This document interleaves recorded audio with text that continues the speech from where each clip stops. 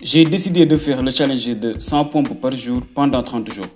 Et vous me direz, mais Babs, pourquoi tu veux faire un challenge boo xam ni benn muscle ngay liggéey lu tollook weer? Sama entourage yëpp xam nañ ni maa ngi entraîné salle depuis bientôt 1 an et demi et bu amee benn muscle boo xam ne moom laa gën a bëgg développer que les autres, ce sont les pecs. Je veux les bons gros pecs à Arnold.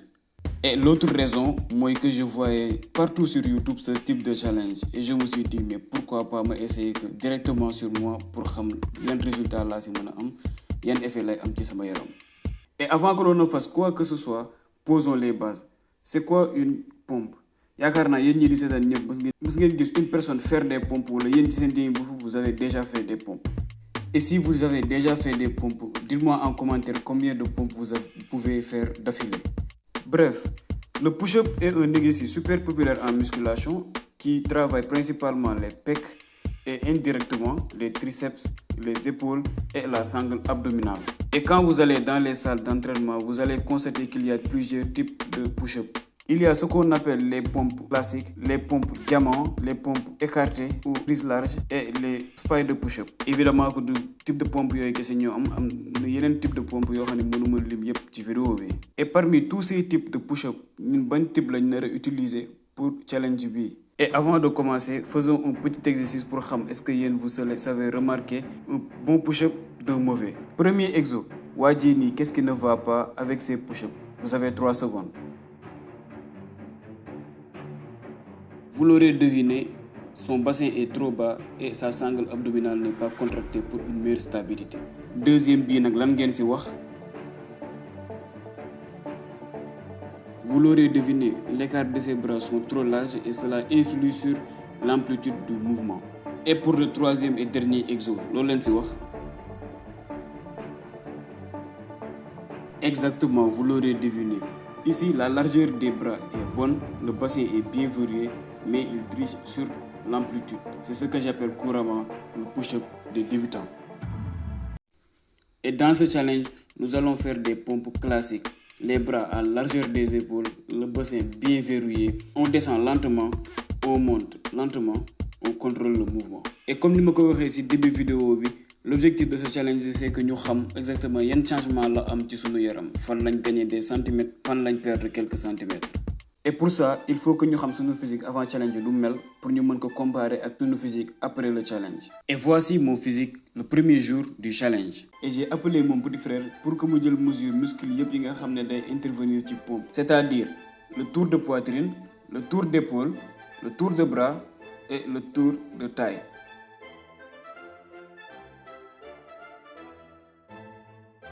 Et voici les résultats.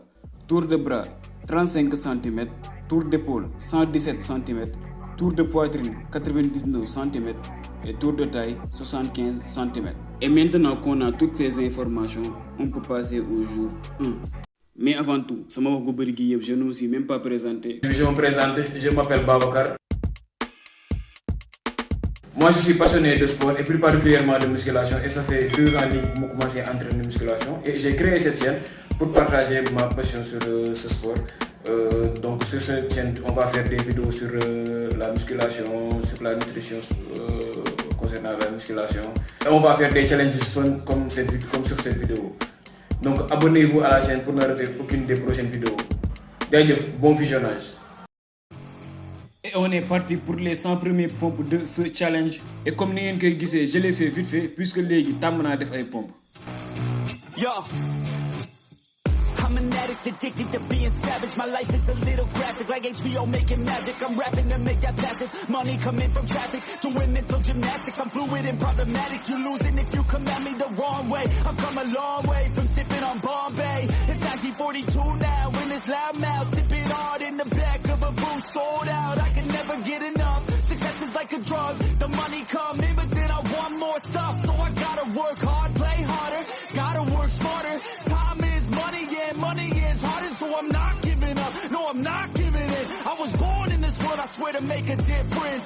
If you need a mentor, I got something for you, kid. Just watch the way I move and try your best to copy it. Like a CEO, I move like an athlete pro.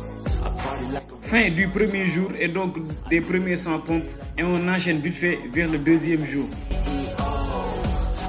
like an athlete pro. I party like a rock star show. I live every day like my last never know. I want it like a CEO. I move like an athlete pro. I party like a rock star show. I live every day like my last never know. I want it like a CEO. I move like an athlete pro. I party like a rock star show. I live every day like my last never know. I like life, it gives you a chance for greatness. And you can waste it, or you can take it. Take control of your fate and chase it. I've been running towards dreams since I was just a kid. I've been held down, held back, hated. I've been pissed off, mad, frustrated. I've been loved, admired, and finally made it to the other side where I realized something sacred. It's not about what anyone else thinks of me. Et puisque je ne voulais pas fatiguer mes articulations, dama arrêté woon dem salle, sauf pour les samedis. Et puisque 8e jour bi samedi la tombé loon, je suis allé à la salle avec mon ami Omzo pour faire une séance full body et aussi accomplir les 100 pompes. Fin de la première semaine, on va passer au premier débrief de ce challenge. J'espère que vous allez bien. On est le samedi 21 octobre 2023 et Thaïlande a donc une semaine de challenge de 100 pompes pendant 30 jours. Ce qui veut dire qu'on a accompli 700 pompes, ce qui est énorme. En vérité, 700 pompes, vous faites qu'il y a donc un jour, mais vous faites qu'il est étalé sur une semaine, c'est normal. On va faire un petit débrief et on va parler dans ce débrief de deux choses. Ces deux choses, c'est quoi? C'est mon état physique et l'état de mes articulations. Et mon état physique, franchement, cool, parce que c'est un peu normal, parce que je vais commencer musculation, je vais commencer des pompes avec les donc une semaine de pompes de mon wagner. Et l'état de mes articulations, bon, cool aussi, cool, je vais bien.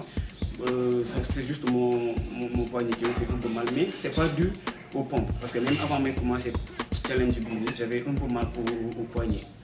Donc je suis allé pour ça une semaine pour mais instant bien ça va franchement dans l'ensemble ça va. Donc c'était le débrief de la première semaine. Samedi prochain on va faire un autre débrief pour nous savoir exactement l'état de la santé. Après ces premières semaines où tout se passe bien sur notre état physique et l'état de nos articulations, on enchaîne pour la deuxième semaine.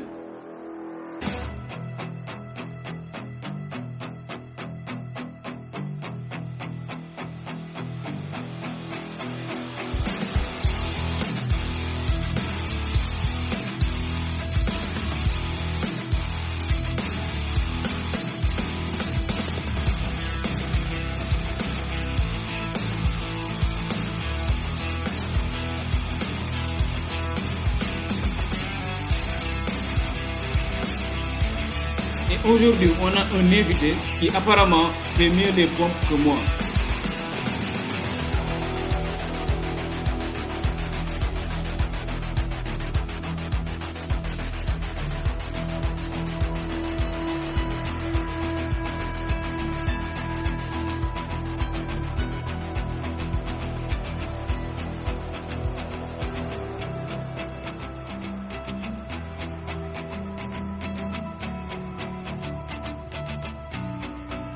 « 15 jours après le début de ce challenge et 1500 pompes réussies, voici le débrief de la deuxième semaine. On est le 16e jour, 15e ou 16e jour, je ne sais plus.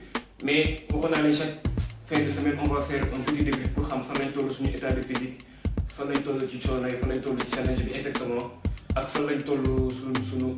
état de nos articulations. Et c'est là que je débrief. Mais je peux dire que je commence à avoir un peu de fatigue, mais ce n'est pas très grave. De côté articulation, je suis un peu surpris parce que faut à partir de 2 semaines, on commence à avoir un problème d'articulation et tout. Mais pour l'instant, tout va bien. Ben affaire là, je noter, moi que c'est un peu bizarre, mais mes performances sont en train de baisser. Je m'explique. Pour moi, je commencé à pomper, de faire 100 pompes par jour. Alors j'étais capable de faire 50 pompes d'affilée, sans problème. Aujourd'hui, pour que j'en fasse 40, si je suis 40, je suis fatigué. Je ne sais pas pourquoi. Peut-être que je suis accumulé de fatigue et tout. Mais je sens que mes performances commencent à chuter. Donc aussi, donc, pour résumer, mon état physique, 9 sur 10, je ne suis pas fatigué, voilà, je vais bien. L'état de mes articulations, je n'ai ni mal au poignet, ni mal au coude, ni mal aux épaules. Donc, pour l'instant, cool quoi. Donc voilà les gars, on va continuer le challenge. Tey jii nii normalement lañ matal 1400 pompes, c'est bien. Bëri na bëri comme ma ko waxee woon la dernière fois. Donc comme que y a rien à signaler, on va continuer le challenge et let's go quoi. À la semaine prochaine. Après 2 semaines où rien à signaler sur notre physique, on fonce dans la 3e semaine, tout en essayant de faire attention aux blessures.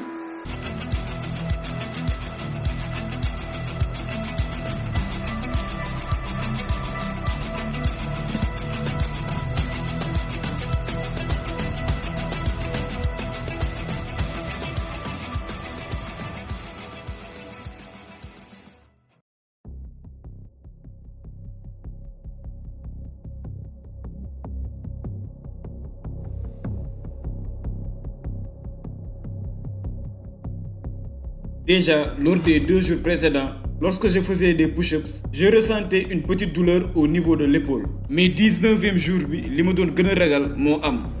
Je faisais tranquillement mes pompes, mais soudain, à la 64e répétition, j'ai ressenti une forte douleur au niveau de l'épaule gauche. Sur le coup, j'ai arrêté pour ne pas empirer les dégâts. Instant bii nag genre xalaat bu ne ñëw na sama xel. Je doutais beaucoup. waaw mais jaajëf sama gars yi j'espère que yéen a ngi cool yéen a ngi am jàmm bu baax waaw tey exceptionnellement on va faire un petit débrief parce que voilà j'avais dit que chaque fin de semaine dinañ wax exactement sama état de santé fa la toll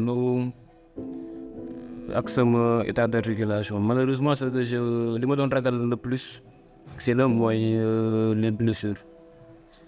Depuis 2 jours quand je faisais des pompes maa ngi doon am quelques douleurs. Mais c'était des douleurs bénignes quoi. Donc j'ai continué. Mais malheureusement, quand je faisais les pompes, je suis allé jusqu'à 64e bi. Malheureusement, j'ai ressenti une très forte douleur au niveau de l'épaule gauche.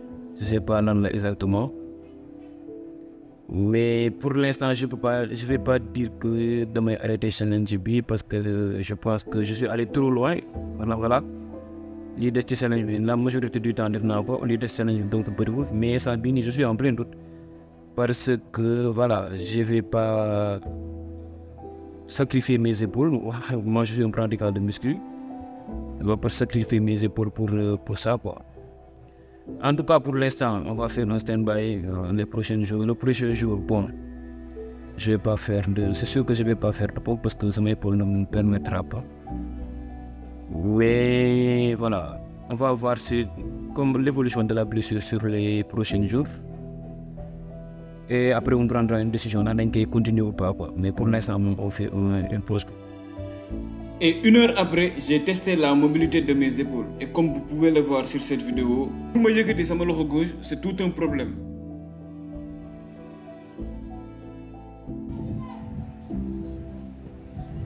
Et le lendemain, j'ai essayé de faire des pompes, mais teg sama loxo ci suuf pour commencer sax mënuma ko woon tellement ça me faisait mal.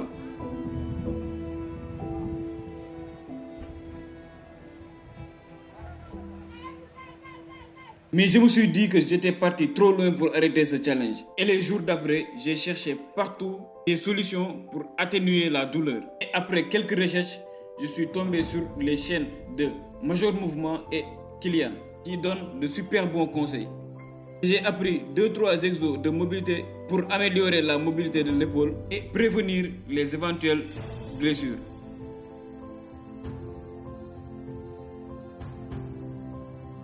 Mais maa ngi fàttaliku aussi que durant tout le challenge dama doon ñëw rek def sans pompe sans échauffer wu.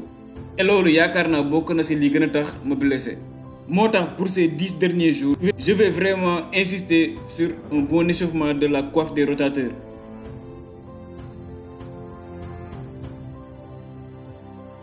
Et après 3 jours sans faire de pompe, on peut continuer pour le 20e jour. Jour bii nag douleur bi dafa wàññeeku woon rek mais dañul woon complètement. Moo tax au lieu de faire 100 pompes, j'en ai fait 50. Jour 21 aussi, 50 pompes la defaat au lieu de 100.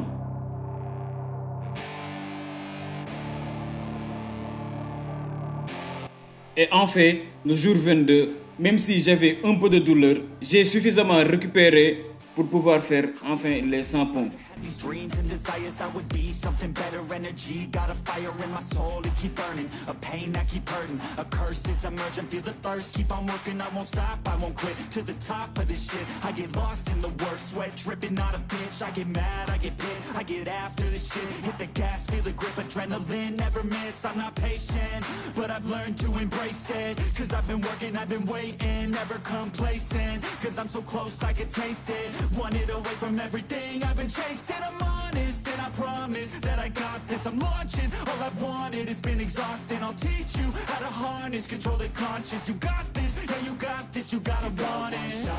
Life ain't fair, are you gonna win or will the place scared? I will not stop, I am prepared to get to the top, yeah you must be rare.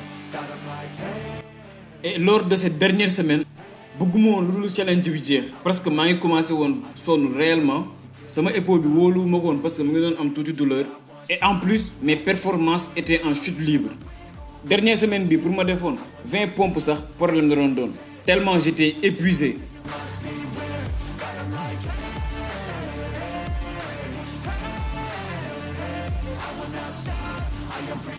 Enfin, malgré toutes les difficultés et les blessures, tey yegsi nañ ci dernier jour bi. Maintenant, passons au dernier débrief et je vous montre les résultats. Salam sama gars yi, tey on est le dernier jour du challenge de faire 100 pompes par jour pendant 30 jours. Affaire yi, je dirais pas que c'était facile. Au début, j'étais super excité, mais à la fin, avec l'accumulation de la fatigue, beaucoup de monde doon arrêté. Mais alhamdoulilah, jeex na tey. Voici quelques chiffres importants à retenir. Sur ces 30 derniers jours, on a fait 3000 pompes, ce qui veut dire 100 pompes par jour. Et à la fin, si je dois noter mon état physique, je donnerai un 7 sur 10. Et pour l'état de mes articulations, je dirais un 5 sur 10. Parce que blessure bi ma amee woon ba léegi, je dirais que ça va. Mais moins de push-ups, je pense que je sens un peu de douleur, donc je dirais 5 sur 10. Je sais que vous tous, vous n'attendez amul leneen loo leen di xaar le résultat de ce challenge. Et le voilà. Yaakaar naa un mois musul yàggee nii ci man, mais avec de la discipline et de la rigueur, voici l'effet de 3000 pompes sur mon physique. Au premier coup d'œil, li may njëkk a remarqué mooy j'ai beaucoup pris sur les épaules. Mais pour ñu xam exactement fan lañ gagné ay centimètres, passons à la mesure des muscles.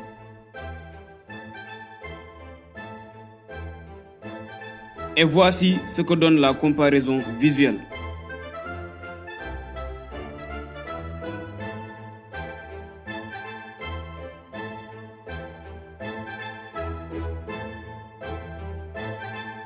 Pour le tour de bras, c'est pratiquement la même chose. Pour le tour d'épaule, c'est 2 cm de plus. J'ai aussi gagné 1 cm de tour de poitrine et le tour de taille est resté le même. Et enfin, voici les enseignements que j'ai tirés de ce challenge. Et on va parler des hauts et des bas. Franchement, ce défi est pas du tout facile. Ku ko bëgg def ci yéen, il faut que nga am une grosse discipline. Parce que man mii am na ay jours yoo xam ne dama doon jóg mais du ma am benn yoon envie def ay pompes. On va parler des leçons apprises durant ce challenge. Pour moi, le challenge bi am na ay avantages comme am na ay inconvénients. D'abord, on va passer aux avantages. Premier avantage bi wax naa ko sànq ci kaw mooy ça va nous permettre de forger une grosse discipline. Parce que boo koy def facilement dina am ay jours yoo xamante ne nii tu es moins motivé et là il va te falloir une grosse discipline pour nga continuer quoi qu'il en soit. Beneen avantage bi mooy ça va renforcer votre endurance mentale. Quoi qu'il en soit, allez jusqu'au bout de vos objectifs. Objectif bi lu mu metti, il faut que vous visualisez et faire le tout pour aller jusqu'à la fin. Et ce challenge est parfait pour ce genre de défi.